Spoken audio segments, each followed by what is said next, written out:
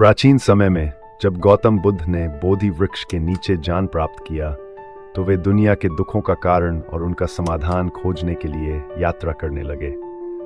उनकी शिक्षाएं कर्म और भाग्य के बीच गहरे संबंध को समझाने पर केंद्रित थीं। एक बार बुद्ध अपने शिष्यों के साथ एक गांव में गए। वहां के लोग उनके ज्ञान से प्रभावित थे और उनसे जीवन के विभिन्न पहलुओं पर प्रश्न पूछने लगे। एक दिन गांव के एक संपन्न व्यक्ति ने बुद्ध से एक गूढ़ प्रश्न पूछा, भगवान बुद्ध, क्या हमारे जीवन में भाग्य का महत्व अधिक है या कर्म का? क्या हमारा भाग्य पहले से ही तय है या क्या हम अपने कर्मों से उसे बदल सकते हैं? बुद्ध ने उस व्यक्ति की ओर ध्यान से देखा और मुस्कुराते हुए कहा, मैं तुम्हें एक कहानी सुनाता हूँ जिससे तुम्हारा सवाल खुद ही हल हो जाएगा। बहुत समय पहले एक छोटे से राज्य में एक महान और न्यायप्रिय राजा शासन करता था। उस राज्य में एक गरीब किसान भी रहता था जो अपने छोटे से खेत में कठिन परिश्रम करता था। वह बेहद ईमानदार और मेहनती था, लेकिन उसकी जिंदगी हमेशा कठिनाइयों से भरी रहती थी। फसलें कभी अच्छी नहीं होती थी और गरीबी ने उसके परिवार को जकड़ रखा था। एक दिन उस राज्य में एक महान आचार्य का आगमन हुआ। वे ज्ञान के भंडार थे और उनके पास भविष्य को देखने की शक्ति थी। राजा ने आचार्य का आदरपूर्वक स्वागत किया और उनसे पूछा, महान आचार्य, मेरे राज्य के भविष्य के बारे में बताइए। क्या मेरे राज्य में शांति और समृद्धि बनी रहेगी? आचार्य ने अपनी दिव्य दृष्टि से राज्य की जांच की और बोले, हे राजन, तुम्हारा राज्य तब तक समृद्ध रहेगा जब तक तुम न्यायपूर्वक शासन करते रहोगे। लेकिन मैं तुम्हें एक बात बताता हूँ, तुम्हारे राज्य में एक गरीब किसान है जिसका भाग्य बहुत ही दुखद है। चाहे वह कितनी भी मेहनत करे, उसका भाग्य कभी नहीं बदलेगा। राजा को यह सुनकर हैरानी हुई।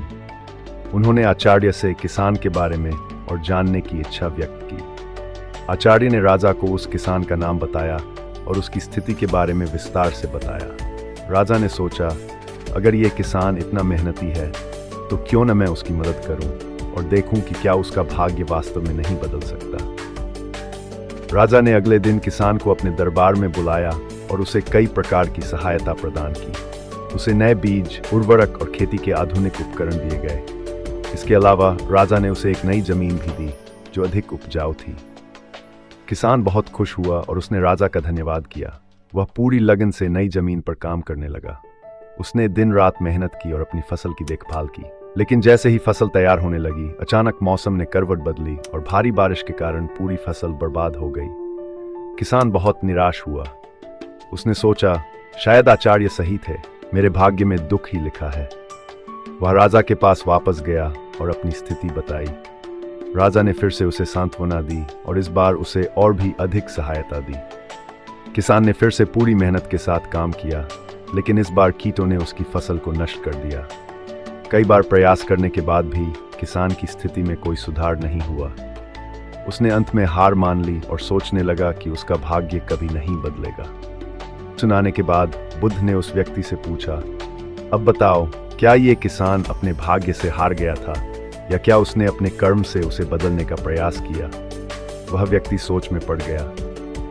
उसने कहा, भगवान बुद्ध, इस किसान ने बहुत मेहनत की लेकिन उसका भाग्य कभी नहीं बदला। इसका मतलब है कि भाग्य ही सबसे महत्वपूर्ण है। बुद्ध ने हल्की मुस्कान के साथ कहा, यह तुम्हारी समझ का एक पहलू है, लेकिन पूरी सच्चाई ये नहीं है। किसान ने कर्म तो किया, लेकिन उसने एक समय के बाद हार मान ली। उसने ये मान लिया कि उसका भाग्य उसके ऊपर हावी है और उसे बदलना असंभव है। जब व्यक्ति इस तरह से सोचने लगता है तो वह वास्तव में अपने कर्म की शक्ति को कम आंकता है। बुद्ध ने आगे कहा, कर्म और भाग्य एक सिक्के के दो पहलू हैं। हमारा कर्म हमारे वर्तमान और भविष्य दोनों को प्रभावित करता है, लेकिन अगर हम हार मान लेते हैं और सोचते हैं कि भाग्य पहले से तय है तो हम अपने कर्म की शक्ति को कम कर देते हैं। किसान अगर धैर्य के साथ अपने प्रयासों को जारी रखता तो उसकी परिस्थितियां अवश्य बदल सकती थीं।